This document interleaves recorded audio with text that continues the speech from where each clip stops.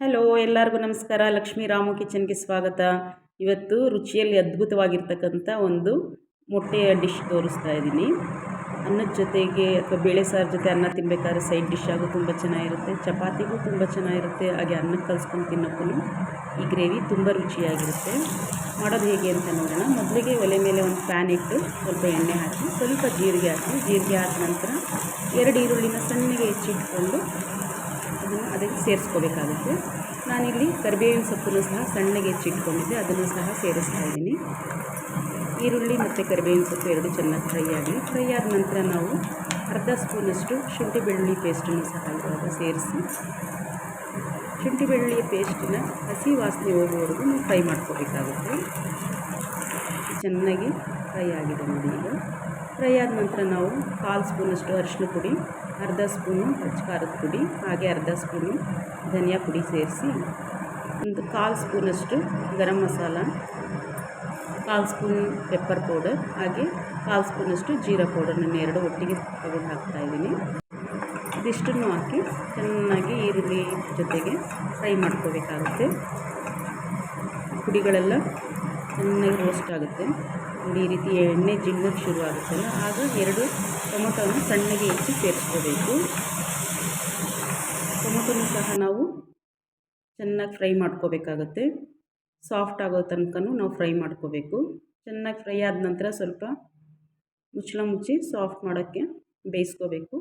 ನಂತರ 1 ಗ್ಲಾಸಷ್ಟು ನೀರನ್ನು ಸೇರಿಸಿ ನಾವು ಟೊಮೊಟೊ ಇನ್ನೂ ಚೆನ್ನಾಗಿ ಸಾಫ್ಟಾಗಿ ಗ್ರೇವಿ ಬರೋ ಥರ ನಾವು ಬೇಯಿಸ್ಕೋಬೇಕು. ಹಾಗಾಗಿ 1 ಗ್ಲಾಸಷ್ಟು ನೀರು, ರುಚಿಗೆ ತಕ್ಕಷ್ಟು ಉಪ್ಪನ್ನು ಸೇರಿಸಿ ಇನ್ನೊಂದು 2ರಿಂದ 3 ನಿಮಿಷಗಳ ಕಾಲ ಬೇಯಕ್ಕೆ ಬಿಡೋಣ. ನೋಡಿ, ಈಗ ಟೊಮೊಟೊ ಚೆನ್ನಾಗಿ ಬೆಂದಿದೆ, ಗ್ರೇವಿ ಥರ ಆಗಿದೆ ನೋಡಿ. ಈಗ ನಾವು ಸ್ವಲ್ಪ ಚೆನ್ನಾಗಿ ಕೈ ಆಡಿಸಿ ಎಣ್ಣೆ ಎಲ್ಲ ಈ ರೀತಿ ಬಿಡಬೇಕದು. ಈಗ ಗ್ರೇವಿ ರೆಡಿ ಇದೆ ಅಂತ. ಇದಕ್ಕೆ ಮತ್ತೆ ನಾವು ಇನ್ನೊಂದು ಗ್ಲಾಸಷ್ಟು ನೀರು ಸೇರಿಸ್ಕೊಳ್ಳೋಣ. ಯಾಕಂದರೆ ನಾವು ಗ್ರೇವಿ ಮಾಡ್ತಾ ಇರೋದ್ರಿಂದ ಸ್ವಲ್ಪ ಸೆಮಿ ಕನ್ಸಿಸ್ಟೆನ್ಸಿ ಇನ್ನು ಸ್ವಲ್ಪ ತೆಳ್ಳಗಿರಬೇಕು. ಹಾಗಾಗಿ ಇನ್ನೊಂದು ಗ್ಲಾಸಷ್ಟು ನೀರು ಸೇರಿಸ್ಕೊಂಡು ಹಾಕೋಬೇಕು. ಕುಟ್ಟ ನಂತರ ನಾವು ಒಂದೊಂದೇ ಮೊಟ್ಟೆನ ಒಂದ್ರ ಪಕ್ಕ ಒಂದು ಒಡೆದು ಹಾಕ್ಕೋತಾ ಇರಬೇಕು. ಈ ರೀತಿ ತುಂಬ ಚೆನ್ನಾಗಿರುತ್ತೆ ಇದು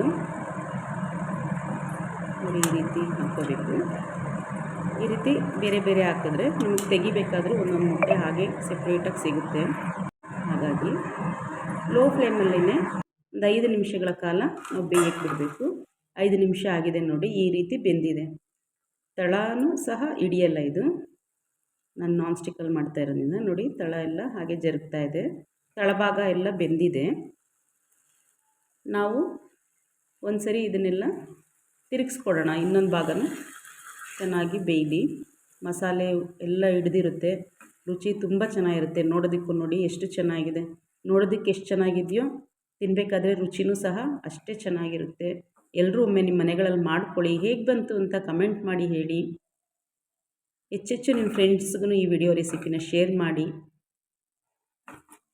ಮತ್ತು ಲೈಕ್ ಮಾಡಿ. ಯಾರೆಲ್ಲ ಮೊದಲಿಗೆ ನನ್ನ ಚಾನೆಲ್ ನೋಡ್ತಾ ಇದ್ದೀರಾ ದಯಮಾಡಿ ಸಬ್ಸ್ಕ್ರೈಬ್ ಮಾಡಿ ಅಂತ ಕೇಳ್ಕೊತಾ ಇದ್ದೀನಿ. ಹಾಗೆ ಪಕ್ಕದಲ್ಲಿರ್ತಕ್ಕಂಥ ಬೆಲ್ ಐಕಾನ್ನ ಪ್ರೆಸ್ ಮಾಡಿ. ನಾನು ಹಾಕ್ತಕ್ಕಂಥ ಪ್ರತಿಯೊಂದು ವಿಡಿಯೋಗಳದ್ದು ನೋಟಿಫಿಕೇಷನ್ಸ್ ಬರುತ್ತೆ. ಮತ್ತು ಮುಚ್ಚಿ ಒಂದು 2 ನಿಮಿಷಗಳ ಕಾಲ ಲೋ ಫ್ಲೇಮಲ್ಲಿ ಬೇಯಿಸ್ಕೊಂಡ್ರೆ ರುಚಿಯಾದಂಥ ಎಗ್ ಮಸಾಲ ಅಥವಾ ಎಗ್ ಗ್ರೇವಿ ರೆಡಿ ಆಗುತ್ತೆ ನೋಡಿ. ಗಾರ್ನಿಷಿಂಗೋಸ್ಕರ ಸ್ವಲ್ಪ ಸಣ್ಣಗೆ ಹೆಚ್ಚಿರ್ತಕ್ಕಂಥ ಕೊತ್ತಂಬರಿ ಸೊಪ್ಪನ್ನು ಕೊನೆಯಲ್ಲಿ ಸೇರಿಸ್ಕೊಂಡ್ರೆ ಆಯಿತು.